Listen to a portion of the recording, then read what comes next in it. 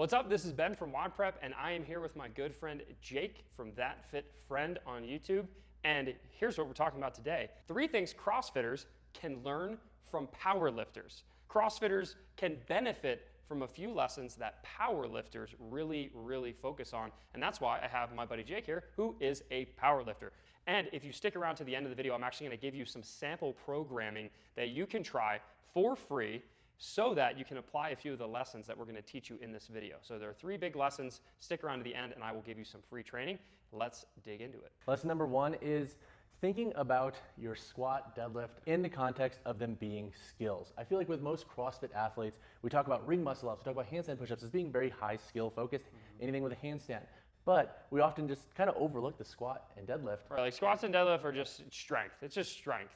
So those are so skill focused that if we can approach them similar to we do with like our golf swings, like how we hit a baseball, and approach them with a high technical eye for just the overall skill components of those, I think CrossFitters will benefit across the board. Now, obviously we're training those skills differently in the context of our sports, but the moment you change that lens from them just being exercises to being literal skills that need constant fine tuning and improvement on, it changes the game for how they are going to be performed efficiently across the board at lighter, moderate, and heavy loads. What's so interesting is actually reached out to Jake because I saw that he taught a big group of fitness people here in Denver, because that's where he lives as of right now, and he was teaching them the skills of the deadlift and the skills of the squat. And I was like, Jake, that's an amazing thing to teach, because frankly, like, I don't have any videos on my channel that teaches the skills of the deadlift. It's kind of like, here's what your body should look like, you pick up the weight.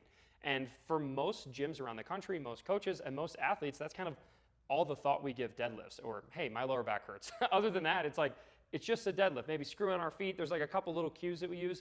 But what Jake is bringing to the table here and what he's suggesting that we do is, rather than focus on these strength movements as pure strength, also try thinking about the skills. Because here's what will happen, and correct me if I'm wrong, when we start to actually treat it like a skill and refine the positioning, we refine the setup, we refine the way that we're lifting the weight in the deadlift or in the squat or in the bench. When the skill improves, then our strength might not improve, but the amount of weight that we move does improve, right? It's just like for, let's say, kipping pull-ups, or kipping pull-ups is a great example. If I teach someone the proper technique and skill of a kipping pull-up, in a given seminar, they might go from being able to do 5 unbroken to 15 unbroken. Did they get any stronger? No. In an hour, they didn't get any stronger, but they did get more skilled, which thus creates more output. So for the deadlift, for bench, which doesn't really matter for CrossFitters, but deadlift and squat, if we work on the skill, then what might we be able to move more of? Load, and we'll be way more efficient in doing so. Moving weight, boys and girls. So the big takeaway here, we're not going to get into the nitty gritty of how to deadlift and how to squat. We're going to hopefully partner up and do a complete power lifter teaches CrossFitter how to deadlift properly video at some point in the future. But this is just a mindset that you need to start to understand. Chances are there's a lot of really good videos. Do you have any on your channel? I do.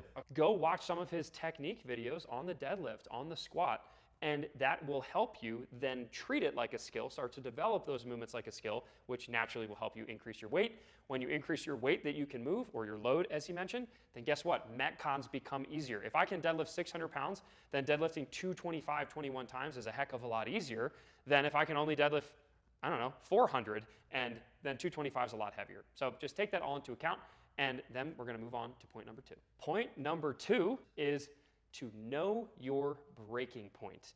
Now, what we mean by that is, in the course of a CrossFit workout, whether it's the strength portion, whether it's a Metcon where we're doing lots of reps, we need to know what points our form starts to degrade. If you've ever seen a power lifter, especially like a powerlifting meet, I mean, Jake, I remember watching videos of you doing 1 rep max deadlift, your form looked basically identical from whatever your low weight was, your starting weight, which was still very heavy, all the way up to the finishing weight, okay? The form looked the same the whole time. The only thing I could tell maybe was different was like the stress on your face maybe, or obviously the weight on the bar. So what we need to learn from this as a community, as CrossFitters, is it's not always about just getting the rep done. Sure, in competition, whatever, get the rep done. But too often I see athletes in training allow themselves to completely throw form and mechanics out the window and just push through it for the sake of getting the reps done and getting the workout done. So what's the fix for that? Yeah, so, and also like to contextualize that, and like what we were talking about, like with carrying consistent form throughout, is when we talk about like the areas where we're gonna break down in our sport, it's with load. That's what our biggest factor is when trying to sequence differently at different weights and doing that with a level of fatigue. For CrossFitters, you guys have such a wide range of areas. Load, reps. So yeah. Identifying and getting ahead of the areas of where shit hits the fan for your performance can be really beneficial. So a great example here is understanding how your body physically accommodates different tasks at hand. So let's use the deadlift as an example while we're on the topic of powerlifting. How you deadlift 135, and let's say your max is like 365, is gonna look very different than how you would deadlift something like 350 pounds. If you're somebody whose body wants to go into like shooting the hips up and then just kind of muscling it through with the back when you hit that certain loaded threshold, a good thing to focus on here would be like, hey, this could affect my overall CrossFit workout performance. So I'm gonna spend a little bit extra time outside of my normal CrossFit training to focus on adding pauses, tempos around this threshold that often causes this big form deviation. Because when lighter loads, moderate loads, and heavy loads, we're always gonna have some deviation in form. That's just how we move. That's how our body sequences to be efficient. But if we could limit how much deviation is physically happening, that's gonna carry over to the grander scheme of one, us being more efficient, and two, performing at a way higher output for CrossFit style workouts. So a good example of this is like if you look at Matt Frazier or Tia Toomey. Let's use Tia Toomey because she's still active. So Tia Toomey's clean and jerk at 50% of her 1 rep max is awfully similar to her clean and jerk at 95%. They look almost identical. One might be a little quicker than the other, but that's about it. And that's an example.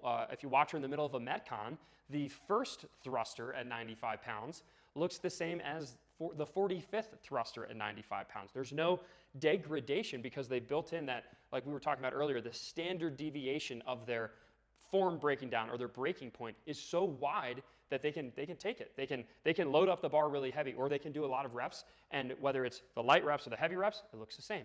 If it's the first rep or the last rep of the workout, it looks the same. And that's something that powerlifters in the off season develop that capacity to always look the same by doing tempos. Yeah, so if it's like a form issue, we can look at adding pauses, adding tempo through that very specific range of motion. If it's actually like a muscular and just overall function issue, like if it's like getting your glutes to actually extend at the right time and timing it correctly with your knee extension, focusing a bit more on training the glutes in like a shortened range and then also a lengthened range to make sure they're strong enough to actually handle that load with relative ease. If people are struggling with the bottom of that pull, so let's say the first 4 inches of your deadlift, a lot of times I'll see people add a deficit to that so they can work beyond the bottom range. Is that potentially an example here? Potentially an example, and that would be for something like a clean where we're gonna have a bit more knee flexion, but let's say in like the deadlift, what a good example here, and like a tool that I like to use for technique work is doing and pulling like a mid shin or just below the knee pause. Hold that for a second, 2 seconds. Focus on the awareness of where your body, your hips, your knees, what everything is doing. Put that weight back down, reset for a second, and then do a full rep. I like that. And that's gonna help kind of grease the groove as to where you normally meet that threshold, whether it's due to load, fatigue, etc. And you've now identified that, and you're giving some hyper awareness and extra thought to the overall technique of that. So it's like you're pressing pause at the point that you would maybe typically fail at a heavier load. And you're pausing there, you're being mindful of your positioning. You're like, did my butt shoot up?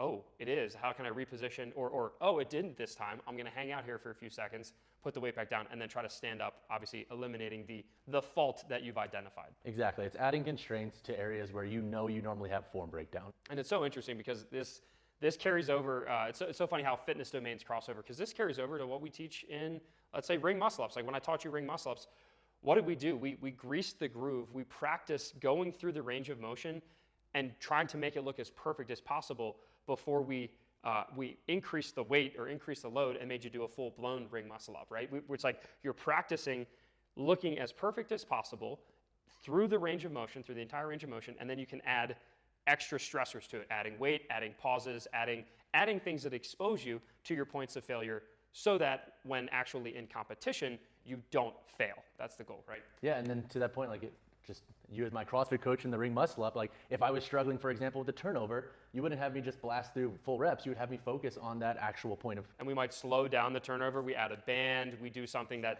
makes you hold in the dip position, which is a common drill that I have people do. So great carryover. We didn't even plan that point. But this is an example of if we take the lessons from other fitness domains like powerlifting and then we apply them to various aspects of our sport, we're going to get a heck of a lot better. And now it's time to move on to, I think, my favorite point, which is point number 3, Point number 3 is all about training the applicable range of motion. So train the range of motion that you need for your fitness. In powerlifting, the range of motion is very specific, right? With your squat, you only have to barely get below parallel. Basically, we need to get white lights. That's really the goal at hand. Give them enough range of motion that you need to clear. And this is a great example because like I have really long femurs and shins. So for me to hit ass to grass, what you'll end up seeing is I'll actually like deviate where I'm having that load position over my midfoot. I'll start to have more pelvis rounding. So for me, like in the context of powerlifting, like that extra range of motion, it's not really that efficient. It's taking a lot of extra effort for me to get out of the hole. I'm not actually advantaging my quads and glutes to help me out with my overall task at hand. But for the case of a CrossFit athlete, ass to grass is a little bit more applicable to like doing like a full clean, doing deeper front squats, doing thrusters. So understanding the ranges of motion that you need to train and getting really great at them and being very cognizant of where your individual breakdowns might be happening is so incredibly key. And this is like on social media, when you see athletes watch like powerlifters like, well, you didn't get deep enough. And it's like, well, let's contextually think about the goals at hand and how that probably doesn't even relate to your style of training if you're judging it on depth, because more than likely they have way different goals than you. Right. And like a good example here, and this is something I see with athletes all the time, is hypothetically, let's say you are a CrossFit athlete, which means having a really strong clean is very important. But in training, you might be doing some sort of squat cycle. Maybe you're practicing front squats. And for whatever reason, the only front squats you practice are technically good reps, but you're barely, maybe getting below parallel. And you're like, oh, hit a new 1 rep max today. I hit a 300-pound front squat, and we're talking barely squeaked below parallel. But for whatever reason, you can't clean 225 pounds or 250. The reason in this particular instance could perhaps be because you've never trained the front squat to full range of motion. Because what happens when we pull our true 1 rep max clean? It sits you all the way down in that hole. So as an example of how I improve something like that, I actually noticed this a long time ago when I was competing, that I was only training squats to be as heavy as possible, and I wasn't training squats to adapt the full range of motion that I needed for my sport, which was CrossFit. So for snatches, for overhead squats, for thrusters, for cleans, obviously, I really was lacking that bottom. And a lot of athletes struggle with this. They can't catch a clean at the bottom or catch a snatch at the bottom and just sit there. They bail it immediately because they're not comfortable in the true ass to grass position. So what I started doing was programming for myself 10-second ass to grass overhead squat holds. Miserable, but highly effective, because what it was doing was exposing me and developing stability and strength in the absolute end ranges of the range of motion that I need to snatch more weight. Same thing with cleans. What I started doing was 1 1/4 front squats. So I do a front squat all the way down to the bottom, bounce out of the hole, come up halfway, go back down, bounce out of the hole again, and then stand up. Shockingly, after a few weeks of doing that, guess what I did? I PR'd my clean like 2 consecutive workouts because I was finally comfortable, because I had exposed myself and practiced the full range of motion. I was finally comfortable to apply the strength I was developing to something like the clean. So to tie this into a bow, one thing that we can learn from powerlifters is to make sure that we're practicing the range of motion that we need for our sport. It would be kind of silly to compare the 1 rep max of a powerlifter to the 1 rep max of a weightlifter even, or a CrossFitter or anyone, because we have different domains that we're training in. A powerlifter is, like he said, just barely trying to get to that line and nothing more, because that's inefficient.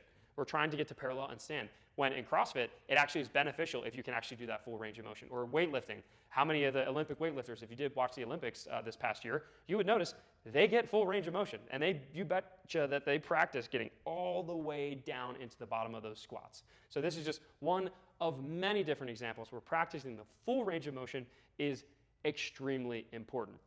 Any final things you want to say on that? Yeah, this point ties in knowing our thresholds, or where our form usually breaks down in that range of motion, and focusing on it as a skill. It all stacks. It's like a pyramid. It stacks on top of each other. So to wrap it all together, remember, try to treat these strength movements, like CrossFitters tend to just say, oh yeah, you just pick up the weight. Make sure you understand when and where you tend to break down. We want to make sure we're training the full range of motion. So with all that being said, Jake and I are going to put together some free programming for you. If you want to get free programming that applies the lessons that we talked about in this video, just click the link in the top comment below or in the description. Also in the description is his YouTube channel, and we'll probably link a couple of his videos where he's teaching deadlifts and squats and anything else that we find relevant that we think that he can help teach you before we create our own content.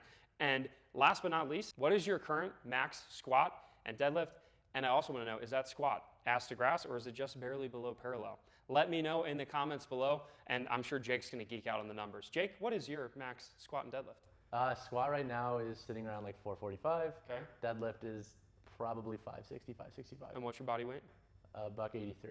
Bucket, 183 pounds. For me, personally, I haven't maxed out in a really long time, so lifetime PR, I think 430 on the back squat, high bar back squat, so probably different than the domain maybe that you trained in, I don't know. And then I wouldn't say it was ass to grass, it was actually pretty darn close. It was to Taylor Swift Shake It Off. I might have a video somewhere here that I can share. And then my 1 rep max deadlift all time was 505 pounds, and I only did that once, and I never wanted to do it again. So leave a comment below, let me know what your totals are and your body weight. I weighed 180 pounds when I did that. All right, I'll see you in the next video. Peace. Man, I'm tired today. Hey coach, I think I need some music that's gonna pump me up. Taylor Swift, Shake It Off, literally makes me PR my back squat every time. Shake it off, shake it off, shake it off, shake it off.